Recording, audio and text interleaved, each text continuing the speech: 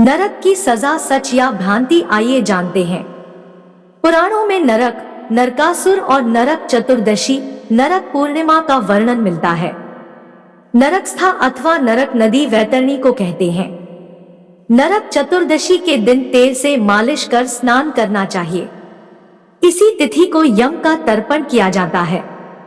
सवाल यह उठता है कि नरक या स्वर्ग है क्या? नरक की सजा सच है या भ्रांति? हिंदू धर्म अनुसार प्रत्येक व्यक्ति को उसके अच्छे या बुरे कर्मों का परिणाम भुगतना होगा। मनुष्य अपने कर्मों से ही स्वर्ग या नरक की स्थिति को भोगता है। यदि वह बुरे कर्म करेगा तो बुरी जगह और बुरी परिस्थिति में होगा, और अच्छे कर्म करेगा तो अच्छी जगह और परिस्थिति में होगा। आपने देखा होगा कि बहुत से कीड़े मकोड़े किस जगह रहते हैं, और निश्चित ही आपके सेप्टी टैंक में भी बहुत से कीटाणु अपना जीवन जी रहे होंगे। संपूर्ण संसार में जो भी जीव जंतु, पशु पक्षी आदि दिखाई दे रहे हैं, वे सभी आपसे सिर्फ आकार प्रकार में भिन्न हैं। आपका आकार श्रेष्ठ है, इसलिए आप श्रेष्ठ स्थिति में हैं, लेकिन आप अपने कर्मों से अपनी चेतना का स्तर नीचे गिराकर जीव जंतु की योनि में जा सकते हैं। पुराणों अनुसार जीवात्मा 84 लाख योनियों में भटकने के बाद मनुष्य जन्म पाती है, अर्थात नीचे से ऊपर उठने की इस प्रक्रिया को ही ऊर्ध्वगति कहते हैं। यदि मनुष्य अपने पाप कर्मों के द्वारा फिर से नीचे गिरने लगता है तो उसे अधोगति कहते हैं। अधोगति में गिरना ही नरक में गिरना होता है। नीचे गिरना ही अपना आप में एक सजा ही है। जिस तरह हमारा शरीर जब रात्रि में अचेत होकर सो जाता है, तब हम हर तरह के स्वप्न देखते हैं। यदि हम लगातार बुरे स्वप्न देख रहे हैं तो यह नरक की ही स्थिति है। यह मरने के बाद अधोगति में गिरने का संकेत ही है।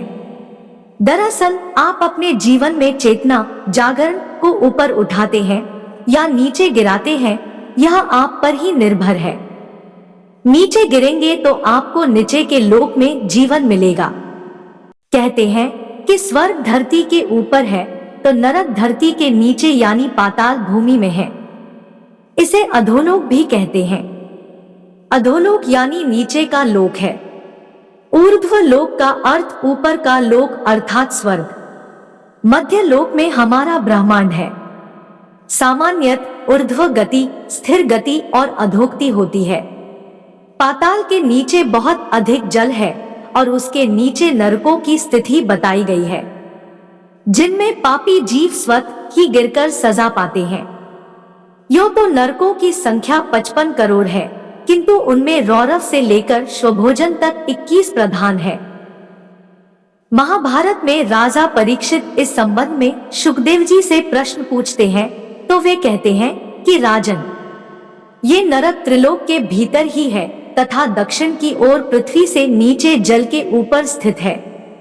उस लोक में सूर्य के पुत्र पितृराज भगवान यम है, वे अपने सेवकों के सहित रहते हैं तथा भगवान की आज्ञा का उल्लंघन न करते हुए अपने दूतों द्वारा वहां लाए हुए मृत प्राणियों को उनके दुष्कर्मों के अनुसार पाप का फल दंड देते हैं।